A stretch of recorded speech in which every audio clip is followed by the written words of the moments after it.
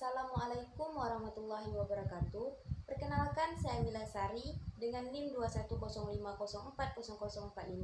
Universitas Maritim Raja Ali Haji, Fakultas Ilmu Sosial dan Ilmu Politik, Program Studi Ilmu Hukum. Baik, di sini saya akan menjelaskan analisis saya terhadap 5 putusan pengadilan tentang hak cipta berdasarkan kronologis, pasal-pasal yang digugat, dan dasar hukum dalam pertimbangan hakim tersebut serta perbandingan perbedaan pertimbangan hakim dalam memutus perkara. Dalam hal ini, untuk memenuhi tugas ujian akhir semester dalam mata kuliah Hak Kekayaan Intelektual yang diampu oleh Ibu Marniarani, SHMH.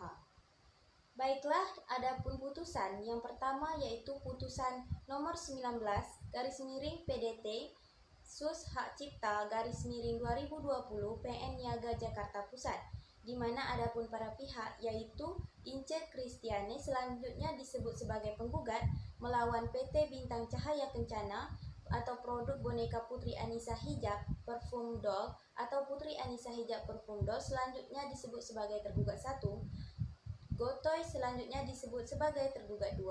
dan Lois Aston selanjutnya disebut sebagai turut tergugat. Adapun kronologisnya, di mana dalam duduk perkara, penggugat merupakan pemilik sah atas hak cipta berupa lagu, musik dengan teks yang berjudul Aku Mau yang dilindungi hukum berdasarkan hak eksklusif sebagaimana telah diumumkan untuk pertama kali di Jakarta sejak tanggal 1 Januari 2010 sebagai pencipta. Sebagaimana dinyatakan dalam Surat Pencatatan Ciptaan di Bidang Ilmu Pengetahuan Seni dan Sastra nomor ECO 002019011975 tertanggal 22 Januari 2019 yang diterbitkan oleh Direktorat Jenderal Kekayaan Intelektual pada Kementerian Hukum dan Hak Asasi Manusia Republik Indonesia selanjutnya disebut lagu sesuai ketentuan pasal 1 poin ke-1, kedua dan ketiga junto pasal 31 Undang-Undang Nomor 28 Tahun 2014 tentang Hak Cipta, bahwa selanjutnya lagu yang merupakan hasil cipta karya penggugat selaku pencipta lagu dilindungi menurut hukum yang berlaku, di mana undang-undang secara jelas dan tegas mengatur bahwa ciptaan yang dilindungi secara hukum diantaranya adalah lagu dan atau musik dengan atau tanpa teks. Hal ini sebagaimana ditentukan tegas di dalam ketentuan pasal 40 ayat 1 Undang-Undang Nomor 28 Tahun 2014.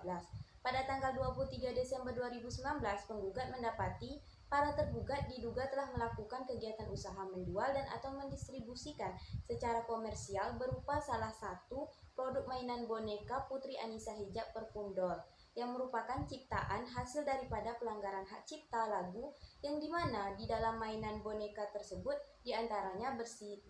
lagu-lagu dan salah satunya adalah lagu berjudul Aku Mau yang dimana lagu tersebut milik penggugat.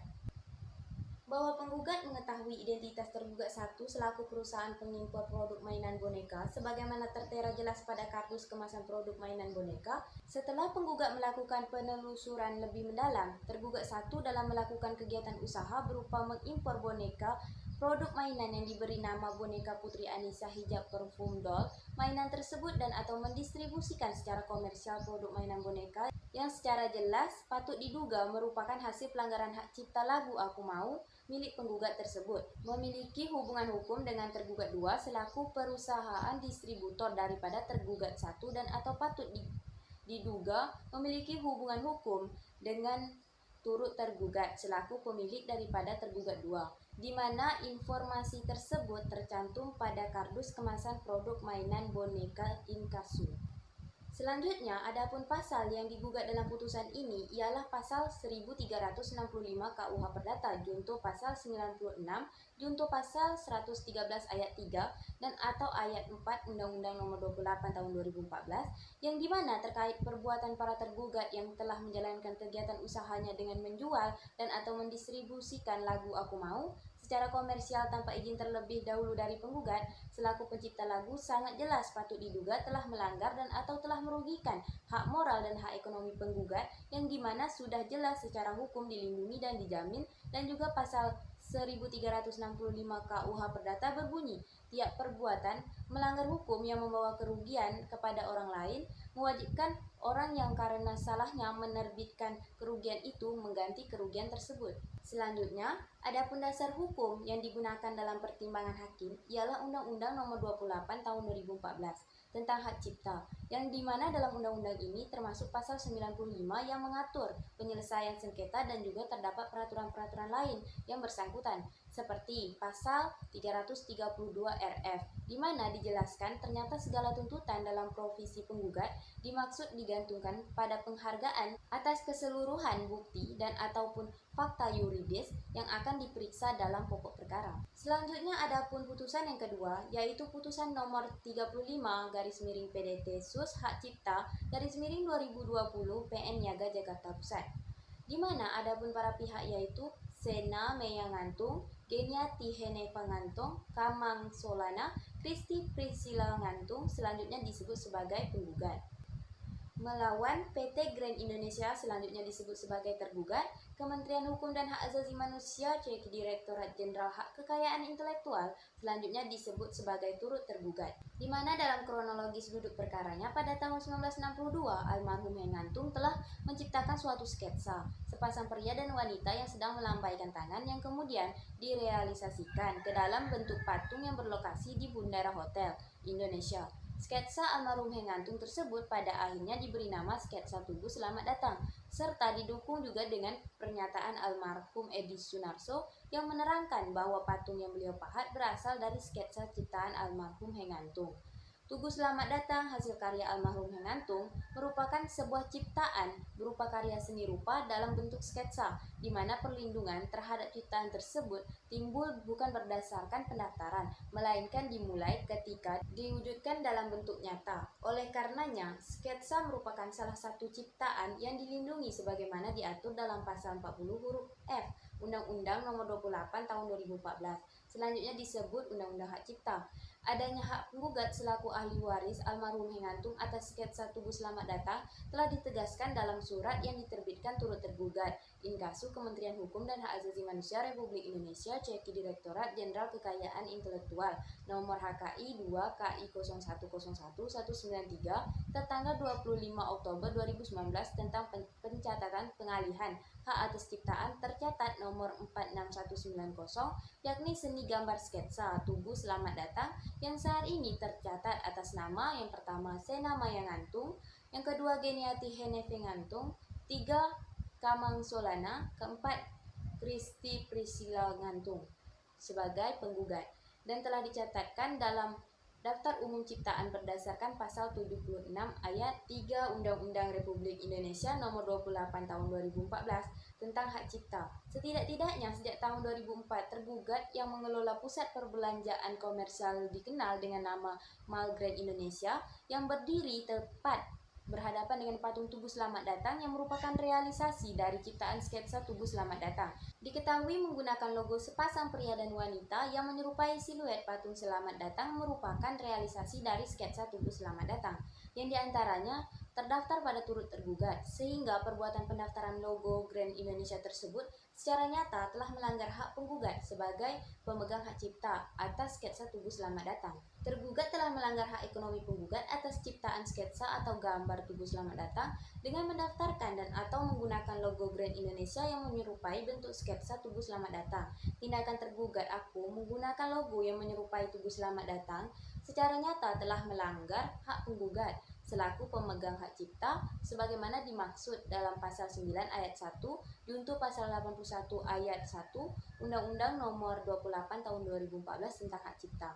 Selanjutnya adapun pasal yang digugat dalam putusan ini ialah pasal 9 ayat 1 junto pasal 81 ayat 1 Undang-Undang Nomor 28 tahun 2014 yang dimana penggugat mengajukan gugatan terhadap tergugat mendasarkan pasal tersebut atas tindakan tergugat aku yang telah menggunakan logo menyerupai Tugu Selamat Datang secara nyata telah melanggar hak penggugat selaku pemegang hak cipta. Oleh karenanya, gugatan ini patut dan beralasan untuk dapat dikabulkan dengan segala akibat hukumnya. Selanjutnya, adapun dasar hukum yang digunakan dalam pertimbangan hakim ialah Undang-Undang Nomor 28 Tahun 2014 tentang hak cipta dan peraturan-peraturan lain yang bersangkutan seperti KUH Perdata, Pasal 841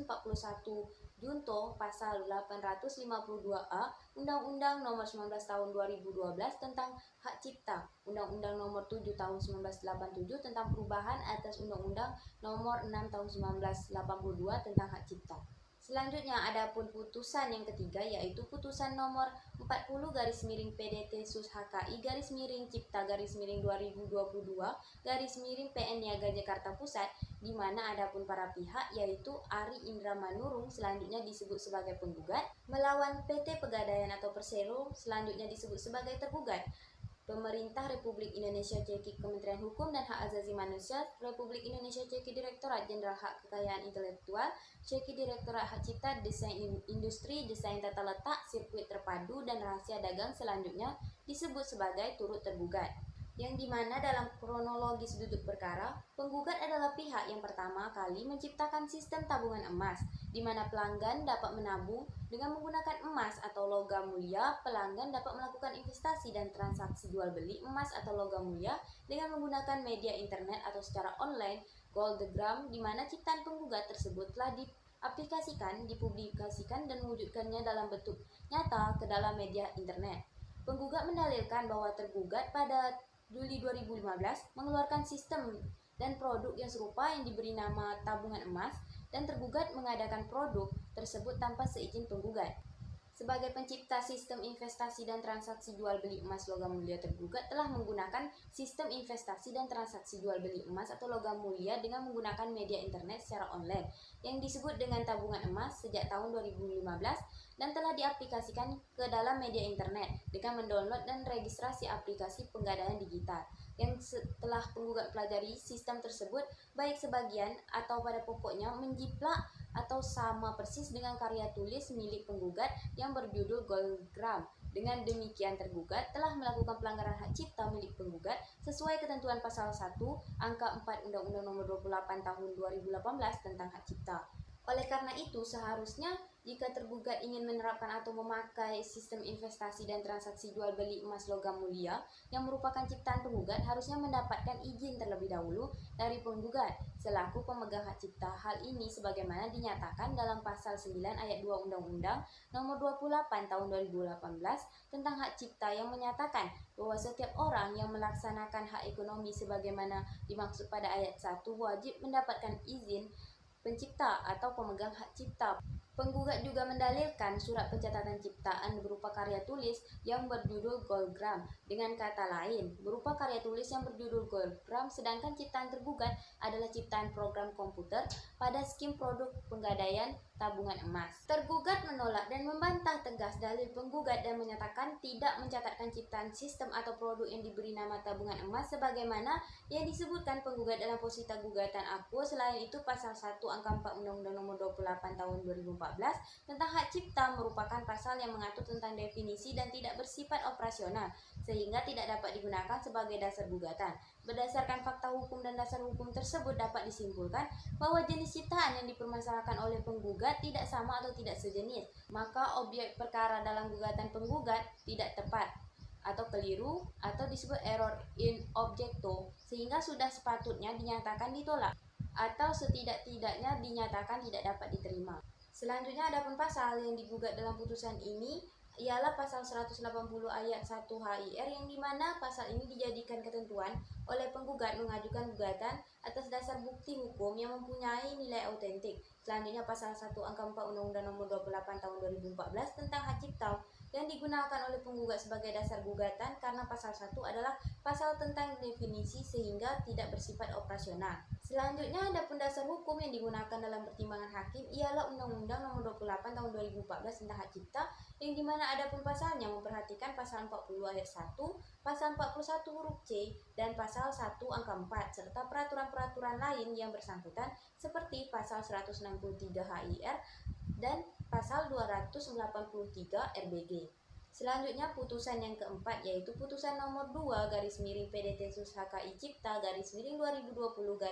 PN Niaga Makassar, di mana adapun para pihak yaitu Domingus Joseph Risa Putih selanjutnya disebut sebagai penggugat melawan pemerintah Kabupaten Seram Bagian Barat, Bupati Seram Bagian Barat selanjutnya disebut sebagai tergugat. Adapun kronologis dalam duduk perkara, penggugat merupakan badan hukum atau person yang bergerak di bidang perdagangan berbagai macam jamu, seperti obat herbal tradisional yang bahan dasarnya dari tumbuh-tumbuhan. Dalam menjalankan kegiatan perdagangan atau usaha secara legitimasi, penggugat telah memiliki sertifikat merek nomor IDM 0006266369 tanggal 7 April 2014 yang diterbitkan oleh Kementerian Hukum dan Hak Asasi Manusia Republik Indonesia dengan etiket merek yaitu 52. Penggugat juga telah mendapat izin edar nomor POM TR 205600491 berdasarkan keputusan Kepala Badan Pengawas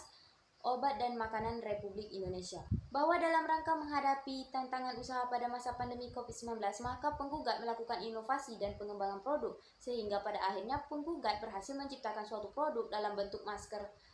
herbal dengan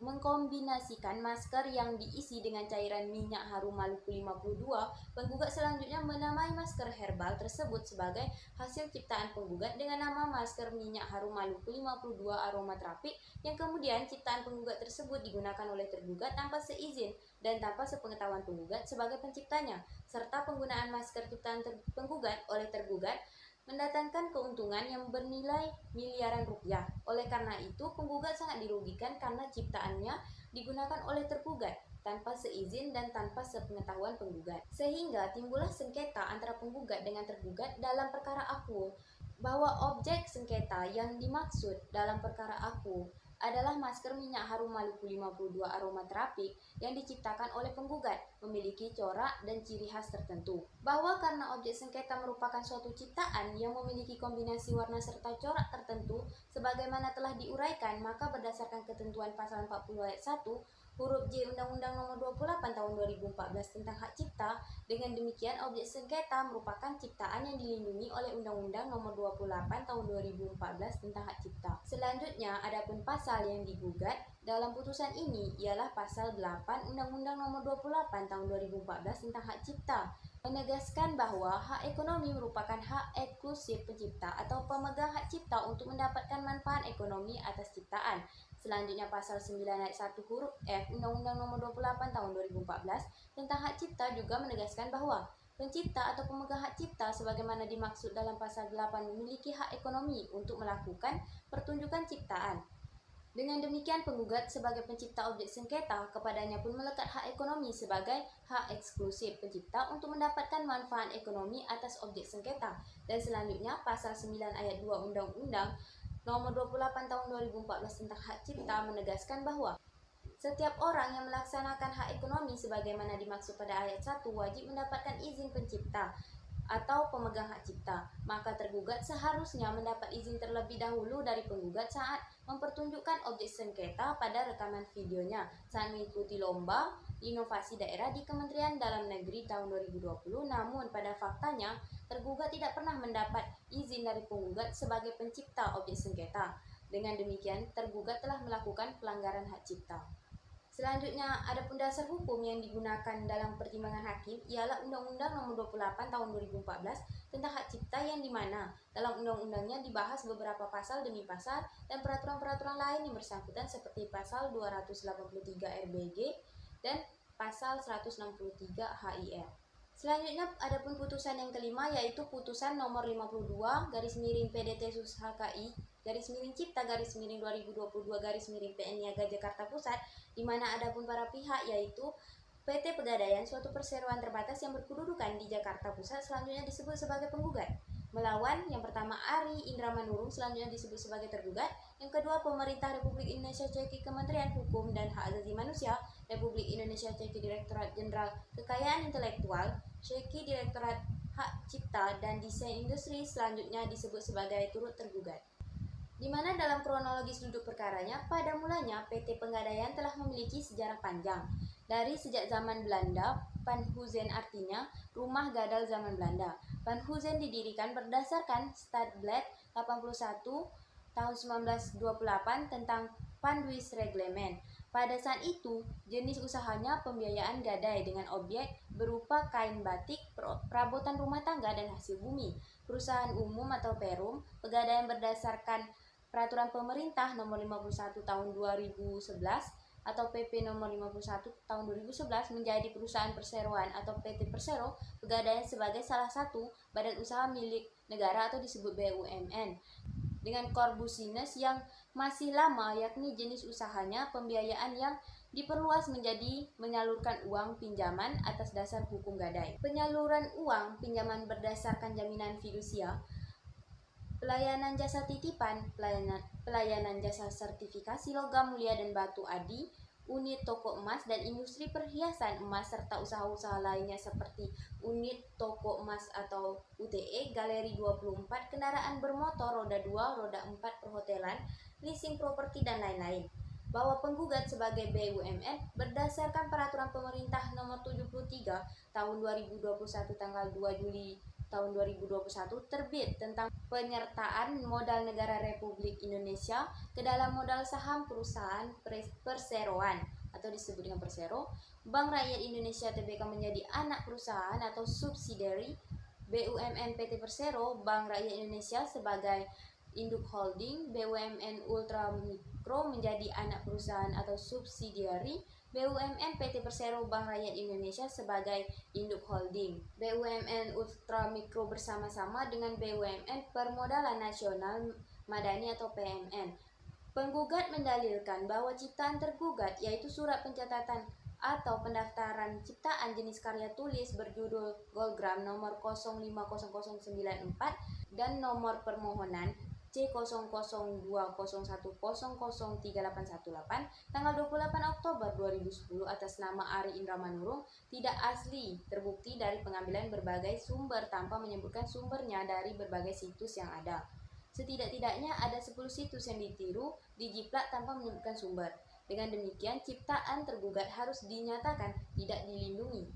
hak cipta dan tergugat bukan sebagai pencipta yang sah.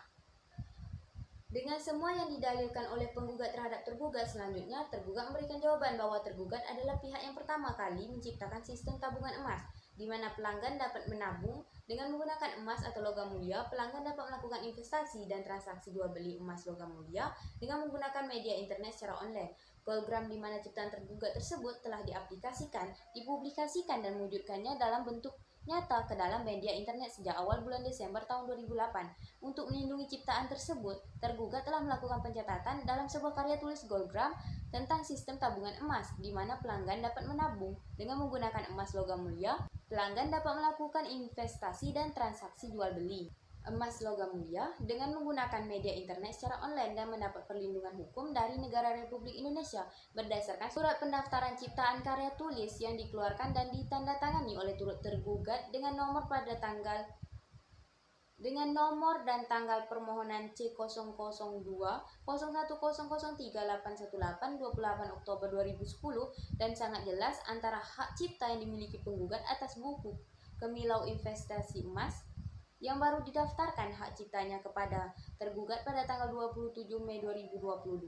bentuk tampilan bahkan isi berbeda dengan karya tulis milik tergugat yang berjudul Golgram yang telah didaftarkan kepada turut tergugat pada tanggal 28 Oktober 2010.